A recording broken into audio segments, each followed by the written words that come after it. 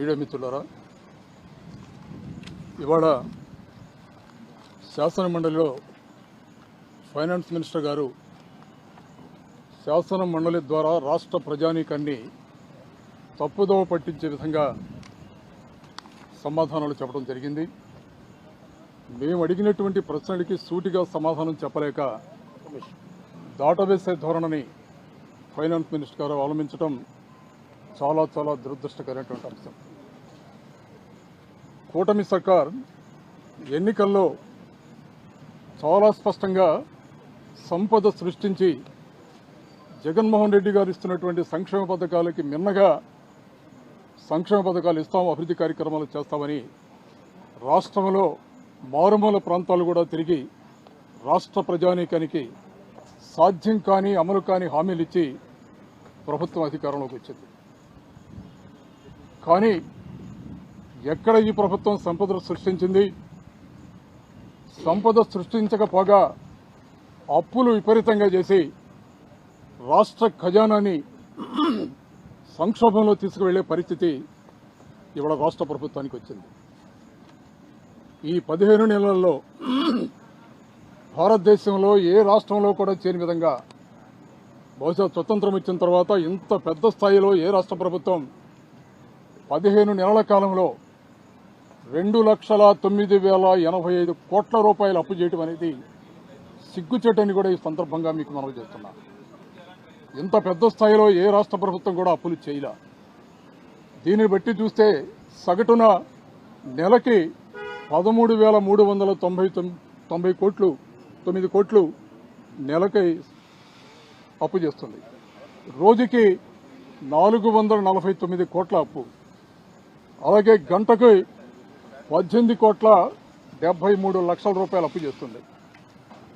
ఇక్కడ రాష్ట్ర ప్రజానీకానికి స్పష్టంగా ఒక విషయం తెలియజేయాలనుకుంటున్నాం. శాసన మండలిలో కూడా ఇది ప్రస్తావిస్తే సమాధానాన్ని చెప్పకుండా ఫైనాన్స్ మినిస్టర్ గారు దాటవేసే ధోరణి అవలంబించారు. 2014లో రాష్ట్రం కొత్తగా ఏర్పడినప్పుడు మన రాష్ట్రానికి వచ్చినటువంటి అప్పు 1,32,000 కోట్లు. ఆనాడు 2014 నుంచి 2019 దాకా తెలుగుదేశం పార్టీ అధికారంలో చంద్రబాబు నాయుడు గారు ముఖ్యమంత్రిగా ఉన్నప్పుడు 3,32,000 కోట్లు అప్పు చేశారు. అలాగే 2019 నుంచి 24 దాకా జగన్మోహన్ రెడ్డి గారు ముఖ్యమంత్రిగా ఉండగా 3,13,000 కోట్లు మాత్రమే అప్పు చేయడం జరిగింది. ఇవి రాష్ట్ర ప్రభుత్వం ఇచ్చినటువంటి పూర్తి గణాంక వివరాలు. ఇవన్నీ మర్చిపోయి ఇవాళ రాష్ట్ర ప్రభుత్వం ఫైనాన్స్ మినిస్టర్ గారు వాస్తవమైనటువంటి విషయాలు రాష్ట్ర ప్రజానీకానికి చెప్పకుండా దాటవేసే ధోరణిని అవలంబించడం అనేది చాలా చాలా దురదృష్టమైనటువంటి విషయం. లెక్కలతో కూడా కాగిచ్చినటువంటి లెక్కలు, రాష్ట్ర గణాంక వివరాలను కూడా సంపూర్ణంగా శాసన మండలి ద్వారా రాష్ట్ర ప్రజానీకానికి తెలియజేశాం. ఈ ఏడాది మార్చి వరకు రాష్ట్ర ప్రభుత్వం ఏర్పడినటువంటి 15 నెలల్లో కాగిచ్చినటువంటి గణాంకాల మేరకు అప్పు 81,597 కోట్లు. ఏప్రిల్ మే మాసాలలో 22,505 కోట్లు. జూన్లో 14,000 కోట్లు. జూలై 1వ తేదీకి 2,000 కోట్లు. జూలై 15వ తేదీకి 3,600 కోట్లు. ఆగస్టు 5వ నాటికి 5,000 కోట్లు. సెప్టెంబర్ 2వ తేదీకి 5,000 కోట్లు.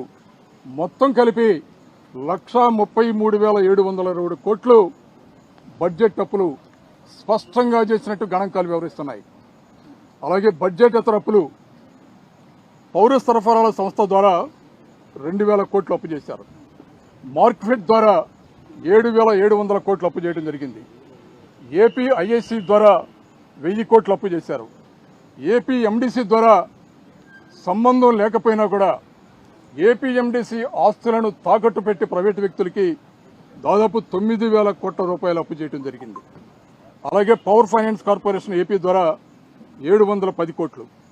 ఏపీ విమానాశ్రయాల అభివృద్ధి కార్పొరేషన్ ద్వారా 1,000 కోట్లు. ఏపీ జలజీవన్ మిషన్ కార్పొరేషన్ ద్వారా 10,000 కోట్లు. ఏపీ ఐఐసి ద్వారా 7,500 కోట్లు. ఏపీసీ డిపిఎల్ ద్వారా 5,473 కోట్లు. మొత్తం కలిపి బడ్జెటేతర అప్పులు అన్నీ కలిపి 44,383 కోట్లు. ఇవి కాకుండా రాజధాని నిర్మాణానికి పెద్ద స్థాయిలో అప్పులు చేయడం జరిగింది. ప్రపంచ బ్యాంకు ద్వారా 15,000 కోట్లు, హడ్కో ద్వారా 11,000 కోట్లు, జర్మనీ సంస్థ ద్వారా 5,000 కోట్లు, మొత్తం కలిపి 31,000 కోట్లు పూర్తిగా అప్పు చేయడం జరిగింది. ఇది మొత్తం కలిపి దాదాపు 2,09,085 కోట్ల రూపాయల అప్పు ఈ రోజుకి రాష్ట్ర ప్రభుత్వం చేసింది.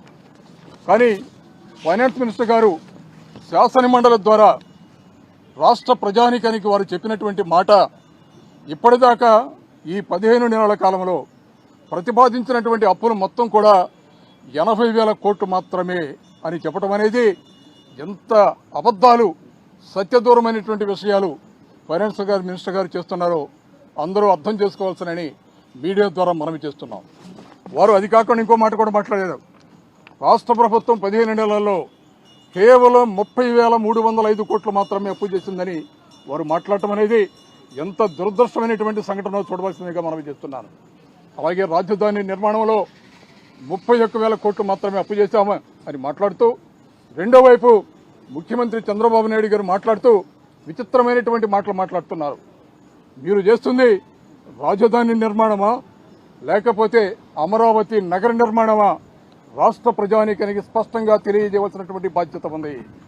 రాజధాని నిర్మాణం కోసం 5 సంవత్సరాలలో కనీసం 1,00,000 కోట్ల రూపాయలు అప్పు చేయడానికి ప్రభుత్వం సిద్ధంగా ఉంది. ఈ అప్పుని రాష్ట్ర ప్రజానీకం ఎన్ని నెలల కాలంలో, ఎంత సంవత్సర కాలంలో ఈ అప్పు తీర్చాలో కూడా రాష్ట్ర ప్రజానీకానికి స్పష్టం చేయవలసినటువంటి బాధ్యత కూడా ప్రభుత్వం మీద ఆధారపడి ఉందని కూడా మనం చేస్తున్నాను. ఈ 15 నెలల కాలంలో 2,09,085 కోట్ల అప్పులు చేసినటువంటి ఈ ప్రభుత్వం ఈ విధంగా అప్పులు కొనసాగితే రాబోయే 4 సంవత్సరాల కాలంలో దాదాపు 20 లక్షల కోట్ల రూపాయలు రాష్ట్ర ప్రజానీకాన్ని అప్పుల ఊబిలో కూర్చే ప్రమాదం ఉందని కూడా మనవి చేస్తున్నా. రాష్ట్ర ప్రజానీకం ఆలోచించవలసిందిగా మనవి చేస్తున్నాను. ఇంకా ఇవాళ ఫైనాన్స్ మినిస్టర్ గారు మాట్లాడుతున్నారు. రాష్ట్రాన్ని జగన్మోహన్ రెడ్డి గారు ఆర్థిక విధ్వంసం చేశారని మాట్లాడుతున్నారు.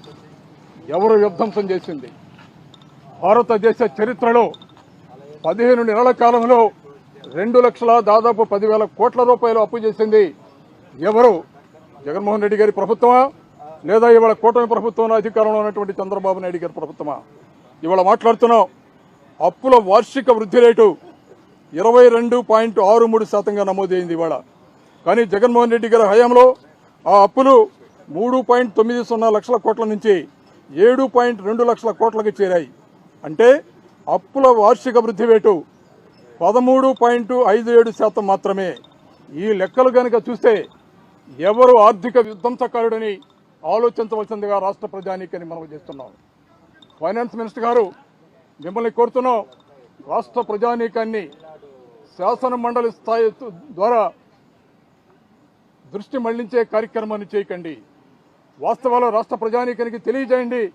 అప్పుల ఊబిలో కూరుకుపోతున్నటువంటి రాష్ట్రాన్ని ముందుకు నడిపించే బాధ్యతని ఈ కూటమి ప్రభుత్వానికి కలగజేయవలసిందిగా మనవి చేసుకుంటూ, అబద్దాలు, అసత్య ప్రచారాలు శాసన మండలి ద్వారా రాష్ట్ర ప్రజానీకానికి రుద్దే విధంగా మీ మీడియా ద్వారా, మీ పచ్చ మీడియా ద్వారా, మీకున్నటువంటి సోషల్ మీడియా ద్వారా విష ప్రచారాలు చేయకండి అని మనవి చేస్తున్నాం.